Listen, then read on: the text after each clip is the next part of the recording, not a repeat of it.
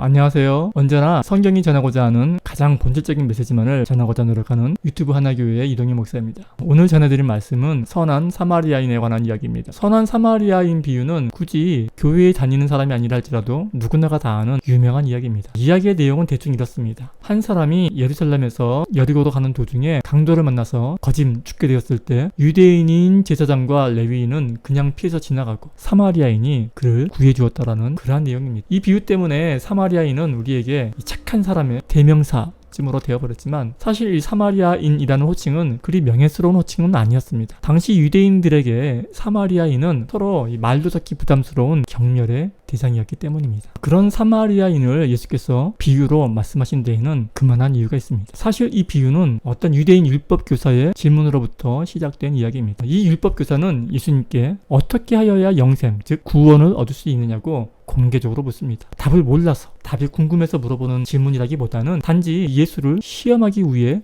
묻고 있는 것입니다. 예수께서는 이 질문에 대해 다시 질문을 던지십니다.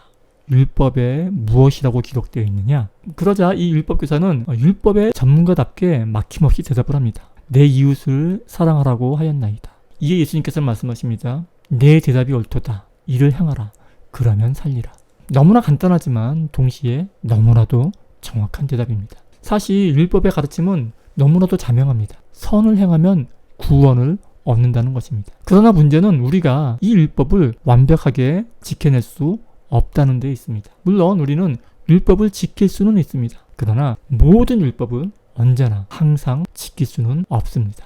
법이란 것은 잘 지키다가 어쩌다 한번 실수한 것을 너그럽게 용서해주지 못하기 때문입니다. 법이기 때문에 그렇습니다. 10년 동안 무사고로 운전을 했다 하더라도 잠깐 실수해서 한 번 교통사고를 냈다면 그 10년 동안의 무사고와는 아무런 상관이 없이 벌을 받아야만 합니다. 그것이 법입니다. 사실 이 율법 교사의 고민도 바로 이 부분에 있었을 것입니다. 아무리 이웃을 사랑하려고 노력해도 수많은 이웃 중에 누구 하나에게라도 소홀히 하여 원망을 사게 된다면 구원을 놓치게 되는 게 아니냐 하는 고민입니다. 자신의 몸뚱아리는 하나이고 이웃은 수도 없이 많기 때문입니다. 바로 이 질문에 대한 예수님의 답이 사마리아인의 비유였던 것입니다. 그렇다면 이 비유를 통해서 예수께서 우리에게 전해주시고자 하는 메시지는 과연 무엇이었을까요? 이에 답하기 위해 먼저 우리가 눈여겨보아야 할 점은 예수님의 대답 방식입니다. 율법 교사의 질문은 분명히 내가 선을 베풀어야 할 대상, 즉 내 이웃은 누구입니까? 라는 질문이었습니다. 그러나 예수께서는 이 질문에 오히려 누가 강도 만난 자의 이웃이 되겠느냐라고 되물으십니다.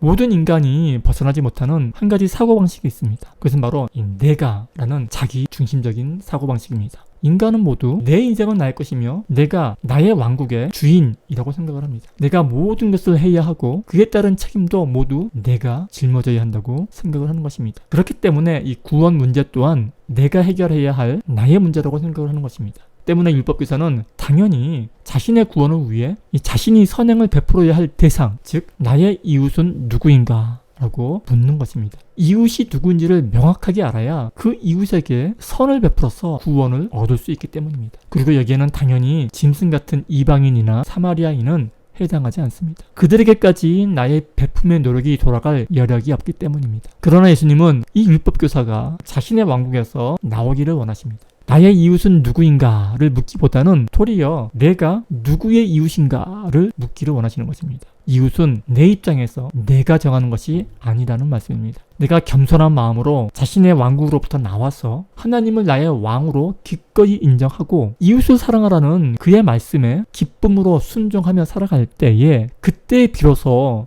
남이 나를 이웃으로 인정해 준다는 것입니다.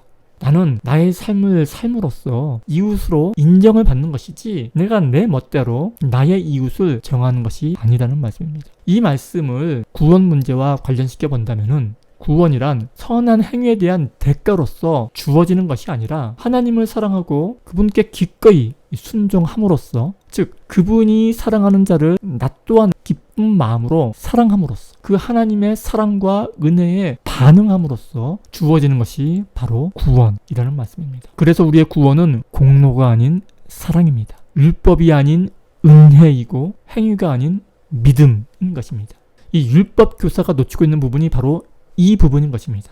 다시 한번 강조해서 말씀드리지만 구원은 내가 행한 일에 대하여 하나님과 협상을 해서 얻어내는 보상이 아닙니다.